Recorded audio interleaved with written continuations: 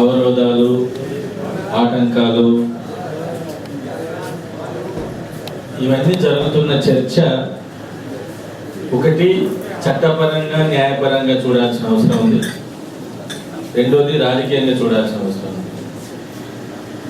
చట్టపరంగా న్యాయపరంగా ఉన్న సమస్యలు ఉంటే రాజకీయ నిర్ణయాలు జరగవు. రాజకీయ నిర్ణయం జరిగింది, రాజకీయంగా ఒక ప్రభుత్వం ఒక పార్టీ ఒక నిర్ణయం తీసుకున్నది అని అంటే దాని అర్థం ఆ సమస్యకు అడ్డంకులు లేవనే అర్థం చేసుకోవాలి. మాట్లాడుతున్న వాళ్ళు కానీ దాని గురించి ఆలోచిస్తున్న వాళ్ళు కానీ తెలియక ఆలోచిస్తున్నారు, తెలియక మాట్లాడుతున్నారని నేను అనుకోవట్లేదు, తెలిసే మాట్లాడుతున్నారు. చివరికి చాలాసార్లు ఏం జరుగుతుందంటే చాలా మంది మాట్లాడే వాళ్ళని కూడా మనం అంచనాని మాట్లాడుతుంటాం, కానీ అది మన ఆశ. రాష్ట్ర ప్రక్రియ అంటే రాష్ట్ర విభజన ప్రక్రియ ఆగిపోవాలనేది వాళ్ళ కోరిక. అది ఏదో విధంగా ఆగిపోతుంది అనేది వాళ్ళ అంచనా. దాని చుట్టే ఏమేమి ఉన్నాయి, ఏమేమి జరుగుతాయి అంటే గడ్డిపోచైనా ఇంకోటైనా వాళ్ళు మాట్లాడుతున్నారంటే అర్థం ఏదో విధంగా ఇది ఆగిపోతే బాగుంటుందేమో, ఈ డిసెంబర్ కాకపోతే ఇది జరగకుండా ఉంటుందేమో, ఇటువంటి రకాలైన మాటలు మాట్లాడుతున్నారు. నేను ఇప్పటి విషయానికి పోయే ముందు ఒక చిన్న విషయం చెప్పి దీనిలోకి వస్తాను. నిజానికి కాంగ్రెస్ ప్రభుత్వం, కాంగ్రెస్ నాయకత్వంలో ఉన్న యూపీఏ ప్రభుత్వం కాంగ్రెస్ సిడబ్ల్యూసి నిర్ణయం ఎందుకు తీసుకున్నది అనేది ప్రశ్న. ఖచ్చితంగా తమ పార్టీ, తమ ప్రభుత్వము, తమ రాజకీయ మనుగడ అనేది ఇందులో ఉన్న సారాంశం. చాలాసార్లు మేము ఇంటర్నల్గా మాట్లాడుకున్నప్పుడు కానీ కొన్ని బహిరంగ సమావేశాల్లో కానీ నేను ఒకటి ప్రస్తావిస్తూ వచ్చాను. అదేంటంటే ఒక ఫిలాసఫర్ ఒక మాట అంటారు, ప్రజలకు హక్కులు ఎప్పుడవుతాయంటే అది అధికారంలో ఉన్న వారికి అవసరమైనప్పుడు. ఈరోజు తెలంగాణ ఉద్యమము, తెలంగాణ రాష్ట్రం ఏర్పాటు అనేది అధికారంలో ఉన్న వారికి అవసరమైంది. అది అవసరమైంది కాబట్టి తెలంగాణ ప్రజలకు హక్కు అయింది. అంటే కాంగ్రెస్ పార్టీకి, యూపీఏ ప్రభుత్వానికి తెలంగాణ రాష్ట్రం ఏర్పాటు చేయడం అవసరము అనేదాన్ని ఉద్యమం చేయగలిగింది, తెలంగాణ ప్రజలు చేయగలిగారు. ఆ కంపల్షన్ నుంచే, ఆ తప్పనిసరి పరిస్థితుల నుంచే తెలంగాణ రాష్ట్రం ప్రకటన వచ్చింది. తెలంగాణ రాష్ట్రం ప్రకటన రావటం అంటేనే దాని అర్థం ఒక రాజకీయ నిర్ణయం జరగటం. ఆ రాజకీయ నిర్ణయం జరగటం అనేది చట్టపరమైన, న్యాయపరమైన, రాజ్యాంగపరమైన అంశాలని పరిశీలించిన తర్వాతనే ఒక నిర్ణయం తీసుకుంటారు. సాధారణంగా ఇవన్నీ ఏమి చూడకుండా ప్రకటన చేసిన తర్వాత దీని మీద చర్చ జరుగుతుంది విషయాల మీద అనేది నేను నమ్మట్లేదు. అయితే ఇక్కడ ఇంకొక అంశం కూడా చాలా స్పష్టంగా ఉంది. ఇంతకుముందు 371D ఆర్టికల్ 3 అడ్డంకుల గురించి మాట్లాడుతున్నారు. శాసనసభ సమావేశాలు, పార్లమెంట్ సమావేశాల మధ్య ఉండే సంబంధాల గురించి మాట్లాడుతున్నారు. ఇవన్నీ కూడా వాళ్ళ కొత్తగా నిర్ణయించినాయో, కొత్తగా మాట్లాడుతున్న విషయాలు కావు. ప్రకాష్ రెడ్డి గారు చెప్పినట్టు ఇవి ఖచ్చితంగా చరిత్రలో రుజువైన అంశాలు. ఇవన్నీ ఆచరణలో అమలుకు నోచుకున్న అంశాలు ఇవన్నీ. అంటే దాని అర్థం ఏమిటి అని అంటే వాళ్ళు కావాలని ఏదో పద్ధతిలో దీన్ని ఆపగలుగుతాం. మొన్న నేను సుప్రీంకోర్టులో కేసు ఉన్న రోజు ప్రకాష్ రెడ్డి గారికి ఫోన్ చేశాను పొద్దున. ఏంటి సార్ ప్రకాష్ రెడ్డి గారు ఏమవుతుంది సుప్రీంకోర్టులో అని. ఆయన చెప్పింది ఏంటంటే నేను మధ్యాహ్నం మాట్లాడతాను, మధ్యాహ్నం వరకు సమాచారం వస్తుంది. మధ్యాహ్నం తర్వాత అంతకుముందు మాట్లాడింది ఏంటంటే వాళ్ళు ఏదో ఆశ పడుతున్నారు ఆపగలుగుతామని. ఇంతకుముందు చెప్పినట్టే ఏంటి అది, ఏం ఆశ? ఇంతకుముందు జడ్జి అట్లా ఇచ్చాడండి, ఇప్పుడున్న జడ్జి ఇంకో రకంగా ఇవ్వచ్చు కదా, ఈ జడ్జి ఆపొచ్చు కదా. ఆపడానికి ఏమన్నా తర్వాత తప్పైతే తప్పైతుంది, ఒక స్టేజ్ ఇచ్చేయచ్చు కదా. అంటే వాళ్ళు ఎంత ప్రయత్నాలు చేశారంటే, అంటే ఏ పద్ధతిలోనైనా ఇక వాళ్ళ పద్ధతుల గురించి కొత్తగా చెప్పాల్సిన అవసరం లేదు. నేను మీకు ఇంకొకటి చెప్తాను. ఇటీవల లండన్ స్కూల్ ఆఫ్ ఎకనామిక్స్ లో ఒక ఆమె ఇక్కడ రీసెర్చ్ చేసిపోయింది కమ్మ డామినెన్స్ మీద. అది యూట్యూబ్లో ఉంది, నేను వేదకుమార్ గారికి పంపిస్తాను, మీరు అందరు చూడొచ్చు.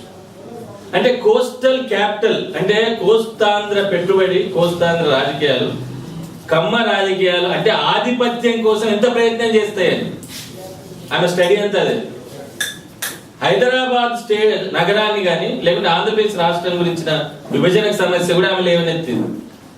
అంటే వాళ్ళు ఏమైనా తమ డామినెన్స్ పోగొట్టుకోకుండా చూడడానికి కావలసిన ప్రయత్నం ఎంతైనా ఎక్కడి దాకైనా వెళ్ళి చేయగలుగుతారు అనేది మనం కనబడుతున్న అంశం. తర్వాత రెండో ఏంటంటే ఆర్టికల్ 3 మీద నిన్న మీరు హన్స్ ఇండియా అనే పత్రికలో, ఇంగ్లీష్ పత్రికలో ఒక పేజ్ ఆర్టికల్ 3 మీద కాన్స్టిట్యూయెంట్ అసెంబ్లీ డిబేట్ ఇచ్చారు, చూడొచ్చు. నిన్ననే వచ్చింది. అందులో కాన్స్టిట్యూయెంట్ అసెంబ్లీ డిబేట్స్ లో ఆర్టికల్ 3 సారాంశం ఏంటి? ఆర్టికల్ 3 ప్రకారం రాష్ట్రాలను విభజించే అధికారాన్ని రాష్ట్రాలకు వదలకూడదు, కేంద్రం చేతిలో ఉండాలి అనే సారాంశం.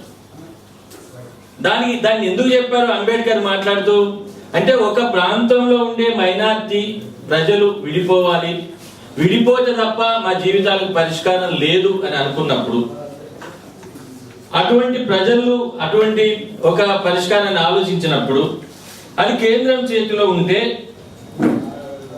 ఏ విధంగా వాళ్ళు సఫర్ అవుతారు అనేది అంబేద్కర్ చెప్పాడు. ఆయన యాక్చువల్ రాష్ట్రం చేతుల్లో ఉండకుండా కేంద్రం చేతిలో ఉండాలనేది ఆయన చెప్పిన మాటలు కనుక మనం చూస్తే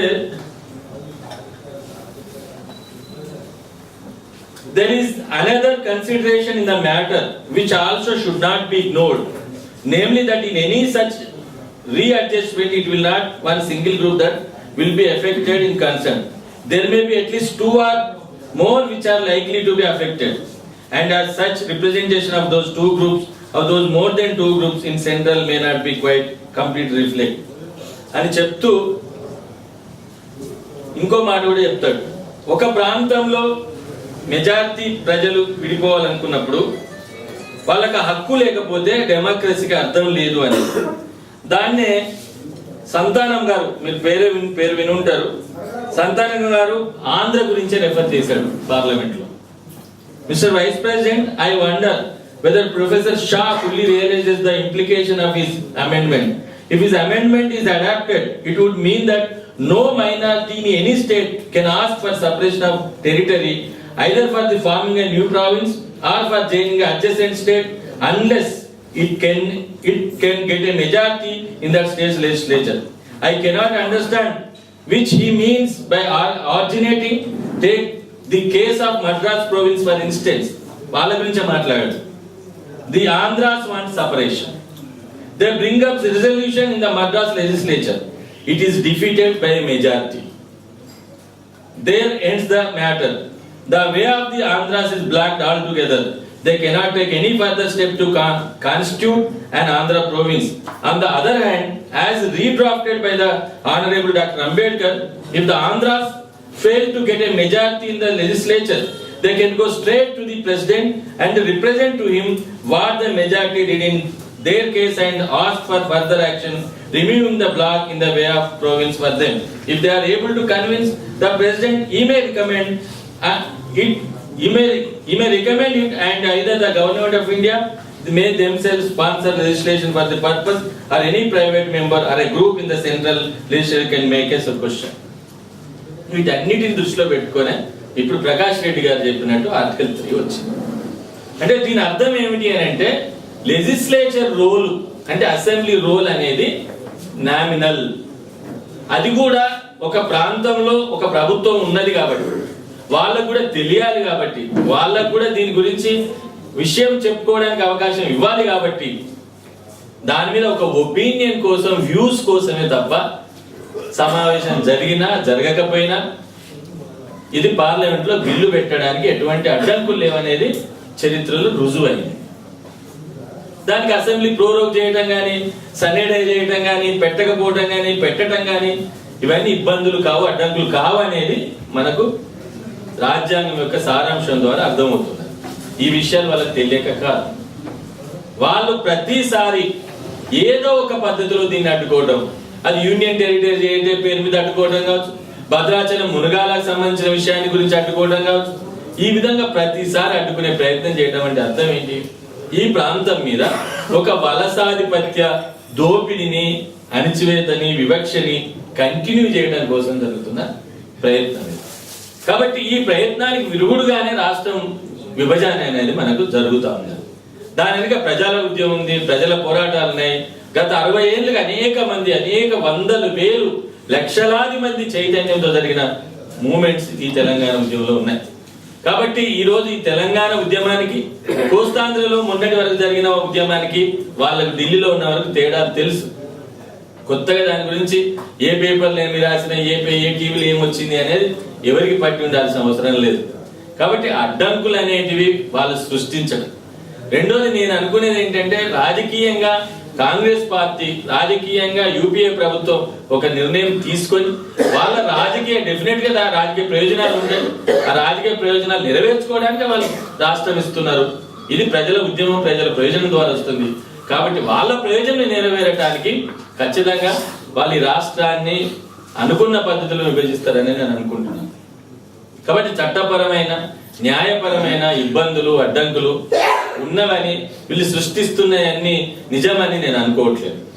కాబట్టి ఈ రాజకీయ నిర్ణయం వెనుక దీన్ని ఇంకా మనం గట్టిగా ఉంచాలి అని అంటే, దీనికి సంబంధించిన ఒక చైతన్యాన్ని మనం ప్రదర్శిస్తూనే ఉండాలి. దీనికి సంబంధించిన మన నిరసనని, మన ప్రతిఘటనని మనం ప్రదర్శిస్తూనే ఉండాలి. ఆ పని మనం ఉద్యమకారులు, సంఘాలు, సంస్థలు, వేదికలు అటువంటి ప్రయత్నం చేస్తూనే ఉన్నాయి. కాబట్టి ఈ రకమైన ఒక రాజ్యాంగ ప్రకారం, అందుకే నేను చాలాసార్లు నా అభిప్రాయం ఏంటంటే, నిజానికి ప్రపంచంలో ఇక్కడ కూడా ఏ ప్రాంతంలో కూడా ఇంతటి విశిష్టమైన ఉద్యమం ఉందని నేను అనుకోవట్లేదు.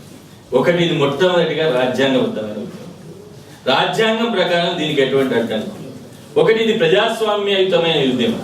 అంటే ప్రజల భాగస్వామ్యం చాలా బ్రహ్మాండంగా, గతంలో ఏ ఉద్యమంలో ప్రపంచంలో ఎక్కర్లేని విధంగా ప్రజలు పాల్గొన్న ఉద్యమం. అది ముసలోళ్ళ దగ్గర నుంచి పిల్లల దాకా, అది పేదవాడి దగ్గర నుంచి ధనికుల దాకా, అది అన్ని రకాల, అన్ని వర్గాల ప్రజల ఉద్యమం. మూడోది, ఇది న్యాయమైంది. గత 60 ఏళ్లుగా ఎటువంటి పరిష్కారాలు నోసుకోక, ఎటువంటి పరిష్కారాలు పనిచేయక, చివరికి రాష్ట్రం ఏర్పాటు తప్ప ఇంకొక పరిష్కారం కాదు అని ఒక నిర్ణయానికి వచ్చిన న్యాయమైన ఉద్యమం. నాలుగోది, ఇది శాంతియుతంగా సాగిన ఒక మహత్తరమైన, ఒక విలక్షణమైన ఉద్యమం. కాబట్టి ఇన్ని రకాల విశిష్టతల్ని, ప్రత్యేకతల్ని కలిగిన ఉద్యమం ఖచ్చితంగా విజయం సాధిస్తుంది. ఆ విజయం వెనుక ప్రజలందరి అండదండలు ఉన్నాయి. కాబట్టి ఈ అడ్డంకులు, ఆటంకాలు ఉన్నాయని కానీ అవి అన్ని సృష్టిస్తున్నాయి, అప్పటికప్పుడు తీసుకొస్తున్నాయి. ఒక అవకాశవాదంతో, వితండవాదంతో తీసుకొస్తున్న ఈ అడ్డంకుల్ని తప్పనిసరిగా మనం అధిగమిస్తాం. ఖచ్చితంగా తెలంగాణ రాష్ట్రాన్ని సాధించుకుంటామనే ఆశ నాకుంది. ఈ అవకాశం ఇచ్చినందుకు నిర్వాహకులకు ధన్యవాదాలు తెలియజేస్తూ ముగిస్తున్నాను. Thank you.